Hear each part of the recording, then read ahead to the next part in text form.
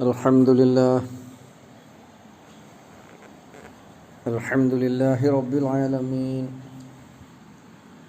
Allahumma salli ala Muhammadin ala ali Muhammad. നമുക്കിനി സൂറത്തുൽ അഅറാഫിലെ 189-ാമത്തെ സൂക്തമാണ്. അഊദു ബില്ലാഹി മിനശ് ശൈത്വാനിർ റജീം. ബിസ്മില്ലാഹിർ റഹ്മാനിർ റഹീം. ഹുവല്ലദീ ഖലഖകും മിൻ നഫ്സിൻ വാഹിദ വജഅല മിൻഹാ സൗജഹാ ലിയസ്കുന ഇലൈഹാ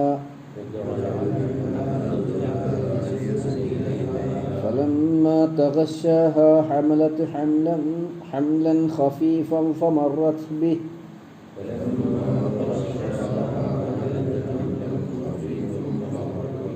فلما أثقلت دعوا الله ربهما لئن آتيتنا صالحا لنكونن من الشاكرين.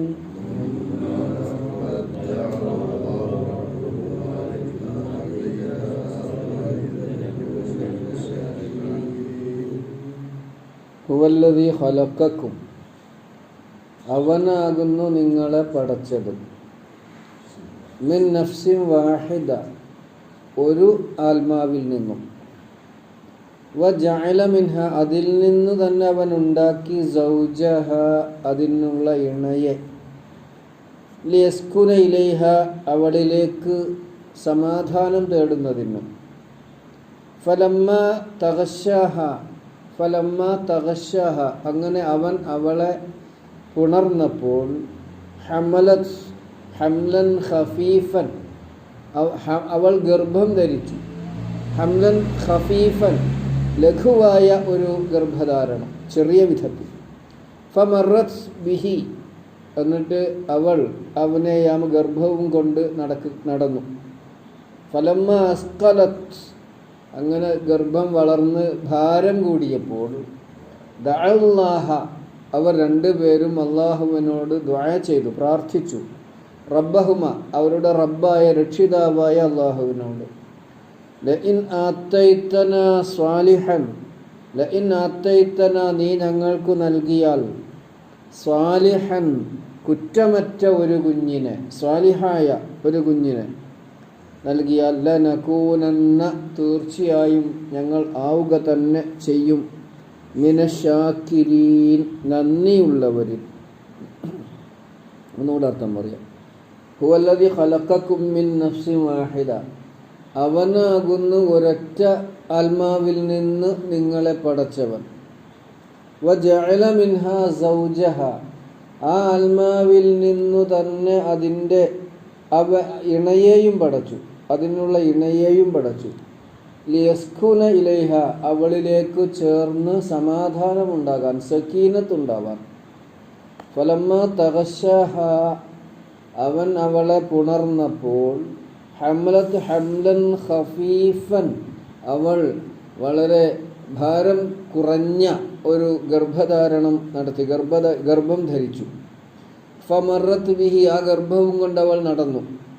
ഫലമ്മ അസ്കലത്, അങ്ങനെ ആ ഗർഭം ഭാരം കൂടി വന്നപ്പോൾ. ദഅവല്ലാഹ, അവർ രണ്ടുപേരും അള്ളാഹുവിനോട് തേടി. റബ്ബഹുമ, തങ്ങളുടെ രക്ഷിതാവായ നാഥനായ അള്ളാഹുവിനോട്. ലഇൻ ആതൈതനാ സ്വാലിഹൻ, നീ ഞങ്ങൾക്ക് ലക്ഷണമൊത്ത, നീ കുറ്റമറ്റ, ഗുണം തികഞ്ഞ കുഞ്ഞിനെ നൽകിയാൽ. ലനകൂനന്ന മിനശാക്കിരീൻ, ഞങ്ങൾ നന്ദിയുള്ളവരിൽ, തീർച്ചയായും ഞങ്ങൾ നന്ദിയുള്ളവരിൽ ഉൾപ്പെടും എന്ന്. കഴിഞ്ഞ സൂക്തത്തിൽ, അതിൻ്റെ മുമ്പും പ്രവാചകൻ സല്ലല്ലാഹു അലൈഹി വസല്ലമയെ സംബന്ധിച്ച് അവർക്കുള്ള അജ്ഞത അല്ലെങ്കിൽ അവ്യക്തത ദൂരീകരിക്കുകയായിരുന്നു. പ്രവാചകനെ നിയോഗിക്കുക എന്നുള്ളത് അള്ളാഹു മനുഷ്യൻ്റെ ഉടമയാണെന്നുള്ളതിൻ്റെ പൂർത്തീകരണ താല്പര്യം കൂടിയാണ്. അള്ളാഹു സൃഷ്ടാവാണ്, അള്ളാഹു സംരക്ഷകനാണ്, അള്ളാഹു സർവാധികാരിയാണ്. ഇങ്ങനെയുള്ളൊരു അള്ളാഹു കരുണാവാരിധി കൂടിയാകുമ്പോൾ അവൻ്റെ അടിമകളെ സഹായിക്കുന്നതിന് ദൂതന്മാരെ നിയോഗിക്കുക എന്നുള്ളത് സ്വാഭാവികമായി മനസ്സിലാക്കാൻ കഴിയുന്ന ഒരു വിഷയമാണ്. അപ്പം ഇങ്ങനെ ദൂതനെ നിയോഗിച്ച അള്ളാഹു സുബ്ഹാനഹു വ തആല അതെന്തിനു വേണ്ടിയാണ്? മനുഷ്യനെ നിയന്ത്രിക്കുവാനും ശാസിക്കുവാനും അവനാവശ്യമായ നിയമങ്ങൾ നൽകുവാനും കൂടി. അങ്ങനെ നിയമങ്ങൾ നൽകുമ്പോൾ ഈ മനുഷ്യനും അള്ളാഹുവും തമ്മിലുള്ള ബന്ധം, അതിനെയാണ് പ്രവാചകൻ ഊട്ടി ഉറപ്പിക്കാൻ ശ്രമിക്കുന്നത്. മനുഷ്യനും അള്ളാഹുവും തമ്മിലുള്ള ബന്ധം എന്തായിരിക്കും, എന്തുകൊണ്ടങ്ങനെ, അതിലേക്കുള്ള ഒരു സൂചനയും മറുപടിയുമാണ് എന്തുകൊണ്ട് അള്ളാഹു പ്രവാചകനെ നിയോഗിക്കുന്നു, പ്രവാചകനെ നിയോഗിക്കുന്നതിന് അള്ളാഹുവിനുള്ള അവകാശം എന്താണ് എന്നിത്യാദി കാര്യങ്ങളാണ് ഇവിടെ അള്ളാഹു സുബ്ഹാനഹു വ തആല സൂചിപ്പിച്ചിട്ടുള്ളത്. കാരണം എന്താ? ഹുവല്ലദീ ഖലഖക്കും മിൻ നഫ്സിൻ വാഹിദ, ലോകത്തിന് മുഴുവനുമായി പ്രവാചകനെ നിയോഗിക്കുന്നതിനുള്ള കാരണം അള്ളാഹുവാണ് ലോകത്തെ മുഴുവനും പടച്ചത്. അതോടൊപ്പം ലോകത്തുള്ള സകല മനുഷ്യരെയും സൃഷ്ടിച്ചത് അവനാ. അതുതന്നെ ഈ മനുഷ്യൻ നേരത്തെ ഒരൊറ്റ മനുഷ്യനായിരുന്നു. ആ മനുഷ്യനിൽ നിന്ന് ലോകത്തിലുള്ള സകല മനുഷ്യരെയും വ്യാപിപ്പിച്ചത് അവനാണ് എന്നാണ് ഇവിടെ സൂചിപ്പിച്ചിട്ടുള്ളത്. ഇതേ കാര്യം സൂറത്തു നിസാ തുടങ്ങിയപ്പോൾ നമ്മൾ പറഞ്ഞു, യാ അയ്യുഹന്നാസു ഇത്തഖൂ റബ്ബക്കുമുല്ലദീ ഖലഖക്കും മിൻ നഫ്സിൻ വാഹിദ വ ഖലഖ മിൻഹാ സൗജഹ അല്ലേ വബസ്സ മിൻഹുമാ റിജാലൻ കസീറൻ വനിസാഅൻ വത്തഖുല്ലാഹ അല്ലദീ തസാഅലൂന ബിഹി വൽ അർഹാം. അവിടെ പറഞ്ഞാൽ തന്നെ മനുഷ്യരെ നിങ്ങൾ അള്ളാഹുവിനെ സൂക്ഷിക്കണം, അവൻ നിങ്ങളെ ഒരാത്മാവിൽ നിന്ന് പടച്ചു, അതിൽ നിന്ന് നിങ്ങളെ മുഴുവനും ഉളവാക്കി. അതേപോലെ തന്നെ സൂറത്തു ഹുജറാത്തിൽ നമ്മൾ സാധാരണ കേൾക്കുന്ന ആയത്താണ് പിന്നെ മനുഷ്യരെ ഇന്നാ ജഅൽനാക്കും ശുഉബൻ വ ഖബായില ലിതഅറഫു. അതിൻ്റെ തുടക്കം ആ ആയത്ത് സൂറത്തു ഹുജറാത്തിലെ 13-ാമത്തെ ആയത്തിലാണ് വരുന്നത്.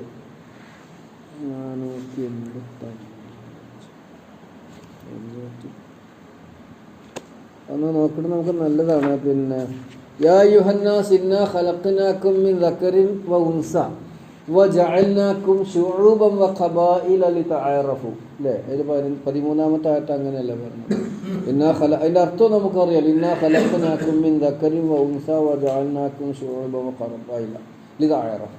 നിങ്ങളെ ഒരാണിൽ നിന്നും പെണ്ണിൽ നിന്നും പഠിച്ചു, നിങ്ങളെ വിവിധ ഗോത്രങ്ങളും കുടുംബങ്ങളും ഒക്കെ ആക്കി മാറ്റിയിട്ടുള്ളത് നിങ്ങൾക്ക് പരസ്പരം തിരിച്ചറിയാൻ വേണ്ടിയാണ്.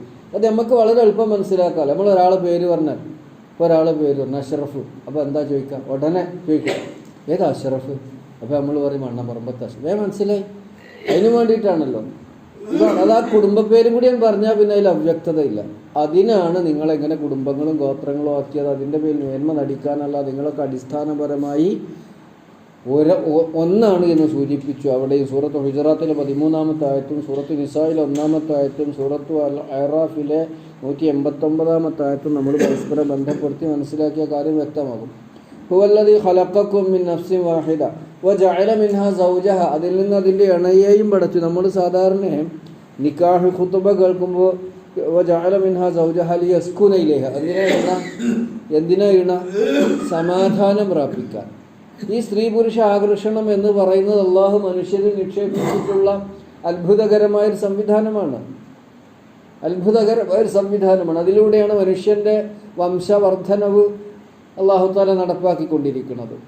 അപ്പം മനുഷ്യന് തൻ്റെ ഇണയോട് ചേർന്ന് സമാധാനം കിട്ടാൻ, ഇത് സ്വാഭാവികമായി നമുക്കൊക്കെ മനസ്സിലാക്കാൻ കഴിയുന്ന വളരെ ലളിതമായൊരു സംഗതിയാണ്. ഒരു മനുഷ്യൻ്റെ നമുക്ക് ഓരോരുത്തരുടെയും നമ്മുടെ അവസ്ഥ എടുത്ത് പരിശോധിച്ചാൽ നമുക്കെന്താ വീട്ടുകാട് ഓടിച്ചെല്ലാൻ ധൃതി എന്താ? നമ്മളുടെ ഇണയും മക്കളും അവിടെ ഉണ്ട് എന്നുള്ളതാണ്. ഇണയും മക്കളും അവിടെ ഇല്ലെങ്കിലാ കരിക്കോടില്ലേ? ഇല്ല, ഞാൻ കുറച്ചേരടി കഴിഞ്ഞു, എൻ്റെ കുട്ടികളവിടെ ഇല്ല, അല്ലെങ്കിൽ ഭാര്യ അവിടെ ഇല്ല, അല്ലേ? സ്വാഭാവികമാണ്. അവർ തമ്മിൽ ഇണക്കത്തിൽ അല്പം കുറവുണ്ടെങ്കിൽ പോലും ഭാര്യ എന്താ എവിടെയെങ്കിലും പോയാൽ കല്യാണം കഴിഞ്ഞാൽ വേഗം ഇങ്ങോട്ട് തന്നെ വണ്ടി വരുന്നത്.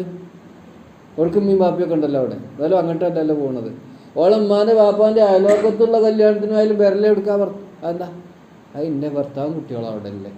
ഈ ഒരു ഇണക്കം അത് എത്ര അസ്വസ്ഥതയുള്ള കുടുംബജീവിതമാണെങ്കിൽ പോലും വല്ലാത്തൊരു അത്ഭുതം തന്നെയാണത്. വല്ലാത്തൊരു അത്ഭുതം. കുടുംബം എന്ന് പറയുന്ന വലിയ സ്ഥാപനത്തിന് നെടുനായകത്വം വഹിക്കുന്നവളാണ് ഒരു കുടുംബത്തിലെ സ്ത്രീ. ആ കുടുംബത്തിലെ സ്ത്രീയോട് ഭർത്താവിനോടുള്ള ഒരു ഇണക്കം, ഇതൊക്കെയാണ് ഇവിടെ വജഅല മിൻഹാ സൗജഹ ലിയസ്കുന ഇലൈഹ. സമാധാനം വേണം. വീട്ടിലേക്ക് ചെന്ന് കയറിയ സമാധാനക്കേട് നൽകേണ്ടവളല്ല സ്ത്രീ. പുരുഷനും സ്ത്രീയും പരസ്പരം. അത് നമുക്ക് സൂറത്ത് റൂമിലില്ലേ, നമ്മൾ സൂറത്ത് റൂമിലെ നിക്കാഹ് കുത്തുബ കേൾക്കുമ്പോൾ നമ്മൾ എപ്പോഴും ഓതാറുണ്ടല്ലോ, വമിൻ ആയാതിഹി അൻ ഖലഖ ലക്കും മിൻ അസ്വാജിൻ ലിതസ്കുനു ഇലൈഹ വജഅല ബൈനക്കും മവദ്ദത വറഹ്മ. അതിൻ്റെ അർത്ഥമൊന്നും ഞാൻ വിശദീകരിക്കണില്ല, അങ്ങനെ സംശയമുള്ളവർ അവിടെ നോക്കിയാൽ മതി.